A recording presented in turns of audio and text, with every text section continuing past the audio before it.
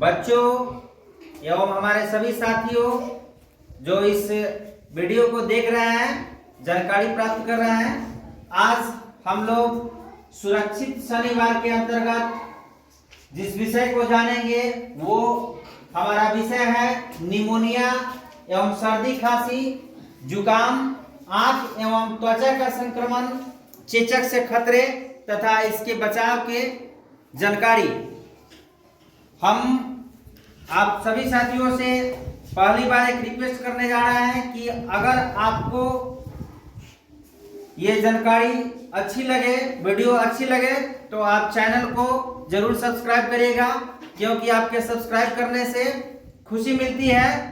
सबसे पहले हम बात करते हैं निमोनिया की।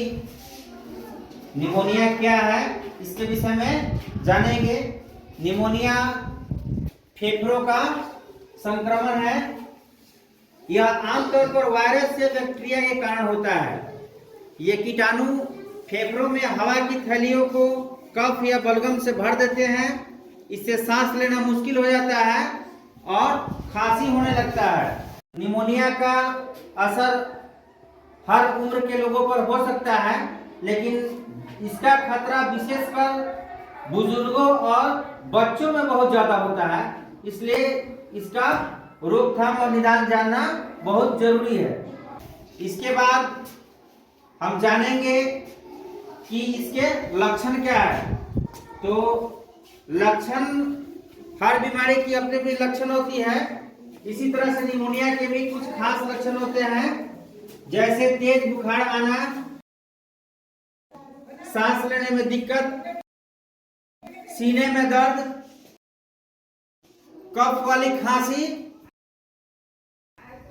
खांसी तेज होने लगता है और उस खांसी में बलगम आने लगता है, यानी कफ आने लगता है। कफ पीला, हरा या कफ के साथ कभी कभी खून भी आ जाता है, ये इसके लक्षण है। और रोगी को थकान महसूस होने लगता है और ठंड के साथ बुखार भी होने लगता है। निमोनिया होने के कई कारण हो सकते हैं, जैसे बैक्टीरिया के कारण भी निमोनिया होता है। दूसरी है वायरस के कारण बहुत अधिक संख्या में निमोनिया होते हैं। इन्फ्लुएंजा वायरस ये भी निमोनिया का कारण है। माइकोप्लाज्मा निमोनिया संक्रमित व्यक्ति से, अर्थात अगर किसी व्यक्ति को निमोनिया हुआ हो, किसी बच्चे को निमोनिया हुआ हो और वहां दूसरा बच्चा अगर जाएगा उसके संपर्क में, तो छींकने या खांसने की वजह से उसको भी निमोनिया हो सकता है। वायु प्रदूषण, जहां की वायु प्रदूषित है उस जगह पर अगर देर तक कोई व्यक्ति रहता है तो वो भी एक कारण निमोनिया का हो सकता है। तो अब हम लोग जानेंगे निमोनिया से बचाव के उपाय। प्रथम उपाय में टीकाकरण है। बच्चों एवं बुजुर्गों को निमोनिया और फ्लू से बचने के लिए नियमित रूप से वैक्सीन लगवाना चाहिए। स्वच्छता का पालन कर हाथों को साबुन और पानी से धोना चाहिए। जैसे आपको विद्यालय में बताया गया है कि आपको हाथ को साबुन पानी से बार बार धोना चाहिए। खांसते या छींकते समय मुंह पे रुमाल या टिश्यू पेपर रखना चाहिए।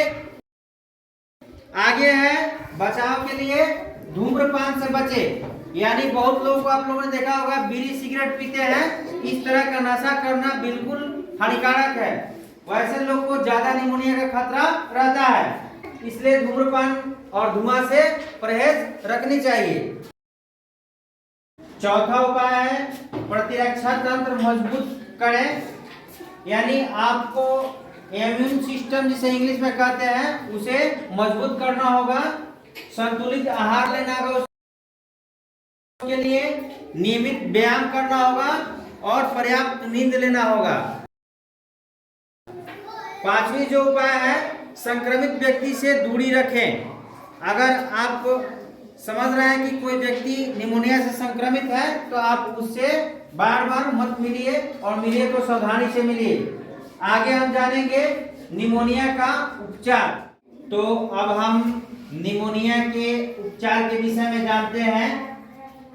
सबसे पहले चिकित्सीय परामर्श, यानी हम निमोनिया का लक्षण अगर हमें दिख जाए किसी बच्चे में या बुजुर्ग में कि जो लक्षण हमने बताया है कि उनके सीने में दर्द हो या खांसी तेज हो अथवा तेज बुखार हो जाए, ठीक ना, ये सब लक्षण आपको दिखाई दे तो आपको सबसे पहले डॉक्टर से सलाह लेने की आवश्यकता है। उसके बाद 2 नंबर में है एंटीबायोटिक का इस्तेमाल।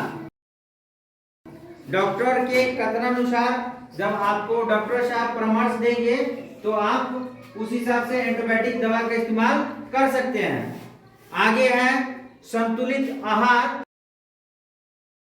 यानी आपको भोजन में संतुलित आहार, पौष्टिक आहार लेने की आवश्यकता है।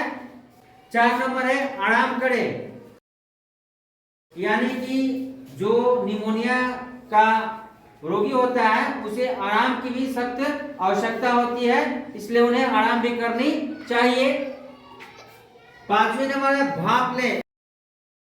आप लोगों ने भाप लेते हुए देखा होगा, उसका एक मशीन आता है और उससे क्या होता है, भाप दिया जाता है। बच्चों को विशेषकर आप लोगों ने देखा होगा, तो उससे उनको आराम मिलता है। और ध्यान रहे कि अगर इसका लक्षण गंभीर दिखाई दे तो आप हर हाल में नजदीकी डॉक्टर से या अस्पताल में जाकर ही इलाज कराएं।